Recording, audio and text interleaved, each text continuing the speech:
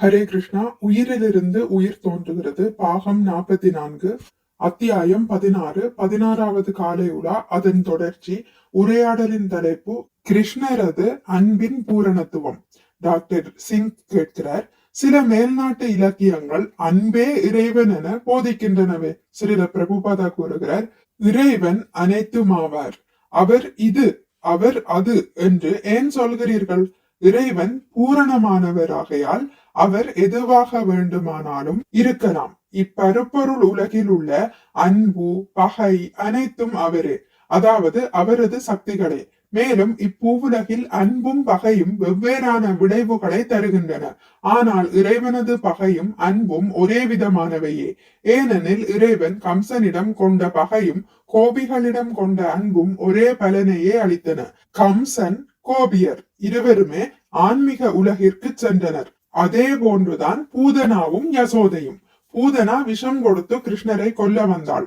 ஆனால் யசோதையோ கிருஷ்ணரை கண்ணென காத்தாள். ஆனால் இருவருக்கும் நற்கதி கிடைத்தது. நான் பூதனாவின் பாலை குடித்ததால் அவள் என் அன்னையாகிவிட்டாள். எனவே அவளும் யசோதையை போலவே நற்கதி அடைய வேண்டும் என்று கிருஷ்ணர் நினைத்தார். அதுவே கிருஷ்ணரது பகை மற்றும் அன்பின் பூரண தன்மையாகும். வதந்தி தத்தத்வவிதஷ் தத்வம் யஜ்ஞானம் அத்வயம் பிரஹமேதி பிரமாத்மேதி பகவான் இதி சப்யதே. பூரண சத்தியத்தை உணர்ந்த மெஞ்ஞானிகள் இரட்டை தன்மையற்ற பரம்பொருளை பிரம்மன், பரமாத்மா அல்லது பகவான் என அழைக்கிறார்கள். ஸ்ரீமத் பாகவதம் 1ஆம் காண்டம் 2ஆம் அத்தியாயம் பதம் 11. இறைவன் அவ்வியக்தமான சர்வ வியாபகத்தன்மையால் பிரம்மனாகவும் ஜீவராசிகளின் இதயத்தில் வீற்றிருக்கும் பரமாத்மாவாகவும் அதே சமயத்தில் தனது தெய்வீகமான சுயரூபத்துடன் பகவானாகவும் விளங்குகிறார். இம்மூன்றும் இறைவனான கிருஷ்ணரின் வெவ்வேறு நிலைகளே. எனவே இம்மூன்றும் வெவ்வேறானாலும் ஒன்றே. இது இறைவனின் இயல்பு. அசிந்திய பேதா பேத தத்துவ, ஒரே சமயத்தில் ஒன்றாகவும் பலவாகவும் இருப்பது. பகவான் எனப்படும் வியக்தித்துவ தத்துவத்தை உணர்ந்தவன் பரமாத்மாவையும் பிரம்மனையும் உடனடியாக உணர்கிறான். அவர்கள் அனைவரும் கிருஷ்ணரே. இருந்தாலும் அவர்களிடையே வித்தியாசம் உள்ளது. ஒரே சமயத்தில் ஒன்றாகவும் பலவாகவும் உள்ளனர். அடுத்த உரையாடலின் தலைப்பு கற்றவரிடமிருந்து அறிதல். டாக்டர் சிங் கூறுகிறார், ஸ்ரீல பிரபுபாதா அவர்களே, இறைவனை ஏற்பது பலருக்கு கஷ்டமாக உள்ளது. ஸ்ரீல பிரபுபாதா கூறுகிறார், நோய்வாய்ப்பட்ட அவர்கள் சிகிச்சை பெற மறுக்கிறார்கள். சிகிச்சைக்கு சம்மதிக்காவிட்டால் அது அவர்களின் தவறு. கிருஷ்ண பிரக்ஞை அற்றவன் இறையுணர்வு இல்லாதவனே, பைத்தியக்காரனே, மாயையின் வசப்பட்டு அவன் அபத்தமாக பேசுகிறான். நாம் கற்றவர்களிடமிருந்து கேட்டறிய வேண்டும். கற்றறிந்த குருவிடம் சரணடைந்து கேள்வி கேட்டு அவர் தரும் பதில்களை அப்படியே ஏற்க வேண்டும். இதுவே இறைவனை அறிவதற்கான முறை. ஒரு குருவை தேடி அடைந்து அவருக்கு தொண்டு செய்து திருப்திப்படுத்தி அவரை சரணடைய வேண்டும். பிறகு குரு எல்லாவற்றையும் விளக்குவார். பகவத்கீதையில் 4.34 கிருஷ்ணர் விளக்குகிறார், தத்விதி பிரணிபாதேன பரிபிரஸ்னேன சேவையா உபதேக்ஷ்யந்தி தே ஞானம் ஞானினஸ்தத்வதர்ஷின. ஆன்மீக குருவை அணுகி உண்மையை அறிய முயற்சி செய். அவருக்கு தொண்டு செய்து அடக்கத்துடன் கேள்வி கேட்டு ஞானம் பெறு. மெஞ்ஞானம் பெற்ற தன்னிலை உணர்ந்த அந்த ஆத்மாவினாலேயே உனக்கு ஞானம் அளிக்க முடியும். ஹரே கிருஷ்ணா. நூலாசிரியரை பற்றிய விவரங்கள்.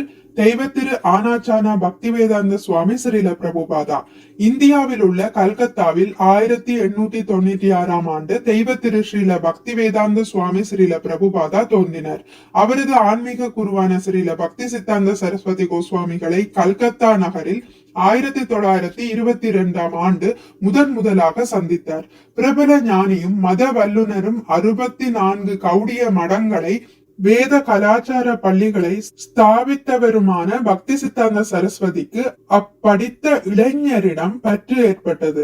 வேத அறிவை கற்பிப்பதற்காக இந்த இளைஞரது வாழ்க்கையை அர்ப்பணிக்க செய்தார். ஸ்ரீல பிரபுபாதா பக்தி சித்தாந்த சரஸ்வதி கோஸ்வாமியின் மாணவரானார். 11 ஆண்டுகளுக்கு பிறகு 1933 அலகாபாத்தில் தனது குருவிடம் தீட்சை பெற்றார்.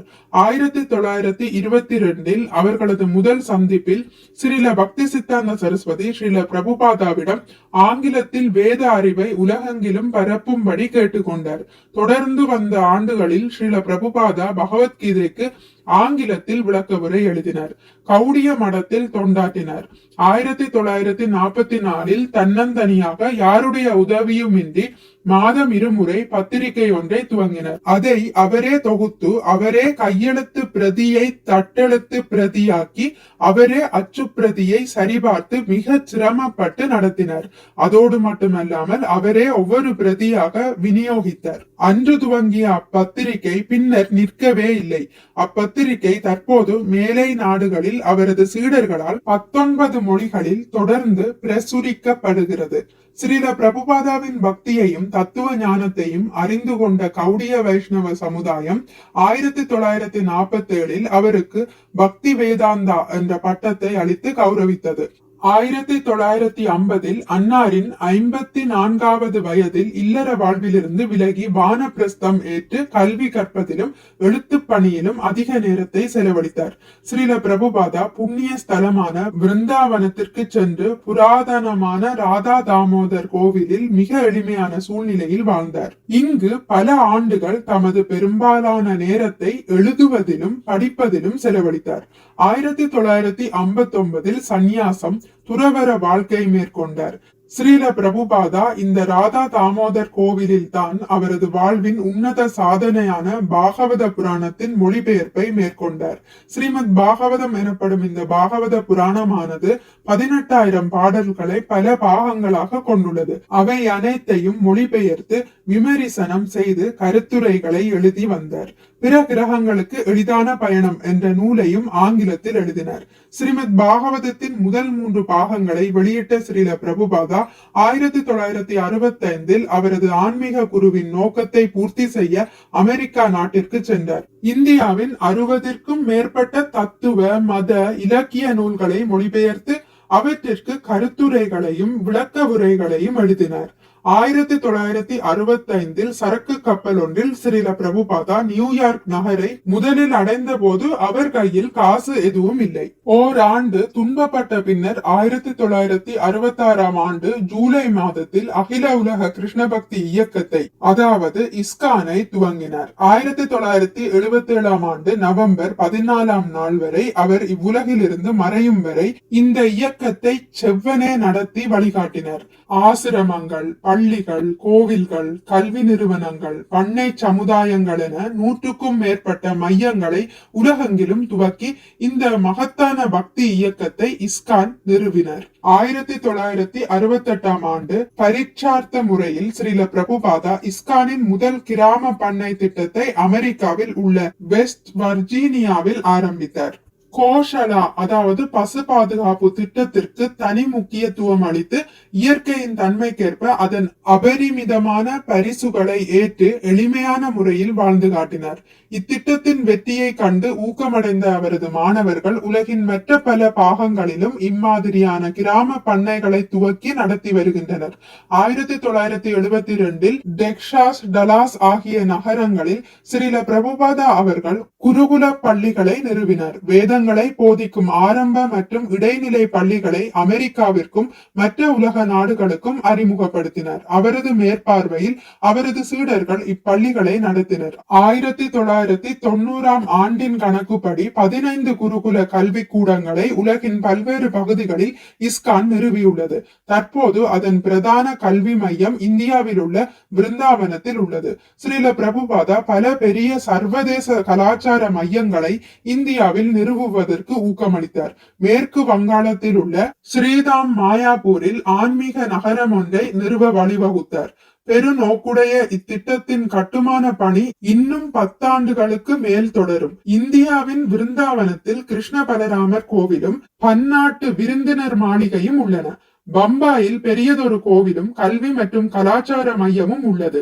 இந்திய துணை கண்டத்தில் உள்ள 12 முக்கியமான இடங்களில் கோவில்கள் கட்டுவதற்கு திட்டமிடப்பட்டுள்ளது. எப்படி இருப்பினும் ஸ்ரீல பிரபுபாதாவின் முக்கியமான குறிப்பிடத்தக்க தொண்டு அவரது புத்தகங்களே ஆகும். நம்பத்தகுந்த ஆழ்ந்த தெளிவான கருத்துக்களை வழங்கும் இப்புத்தகங்களை கல்லூரி பாட புத்தகங்களாக பெரும்பாலான பல்கலைக்கழகங்கள் பரிந்துரைக்கின்றன. அவரது நூல்கள் 43க்கும் மேற்பட்ட மொழிகளில் மொழிபெயர்க்கப்பட்டுள்ளன. 1972 ஸ்ரீல பிரபுபாதாவின் புத்தகங்களை வெளியிட பக்தி வேதாந்த புத்தக நிறுவனம் ஆரம்பிக்கப்பட்டது.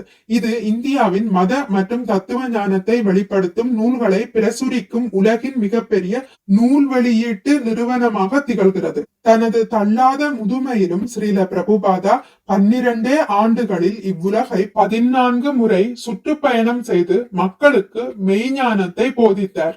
அவரது இம்முயற்சி அவரை உலகின் 6 கண்டங்களுக்கு அழைத்து சென்றது. அவர் மேற்கொண்ட இவ்வளவு பயணத்திற்கிடையேயும் எழுத்து வேலையை விடாமல் தொடர்ந்து செய்தார். வேத தத்துவங்கள், மதம், இலக்கியம், கலாச்சாரம் என பலவற்றை பற்றி அவர் எழுதியுள்ளார். அவரது இந்த அரிய வேலைப்பாடுகள் நிச்சயம் மக்களை விழிப்படைய செய்யும். ஹரே கிருஷ்ணா. இத்துடன் இந்த உயிரிலிருந்து உயிர் தோன்றுகிறது எனும் புத்தகம் முடிவடைந்து விட்டது. இனி அடுத்த பதிவில் ஸ்ரீல பிரபுபாதரின் வேறொரு புத்தகத்தை வாசிக்கலாம். மிக்க நன்றி. ஹரே கிருஷ்ணா. உங்களுக்கு இந்த வீடியோ பிடித்திருந்தால் லைக் பண்ணுங்கள், ஷேர் பண்ணுங்கள், சப்ஸ்கிரைப் பண்ணுங்கள். நோட்டிபிகேஷன் பெல்லை அழுத்துவதன் மூலம் அடுத்த பதிவுகள் உங்களை வந்தடையும். பகவான் ஸ்ரீ கிருஷ்ணரை பற்றி கேட்டு மகிழ்வோம். ஹரே கிருஷ்ணா.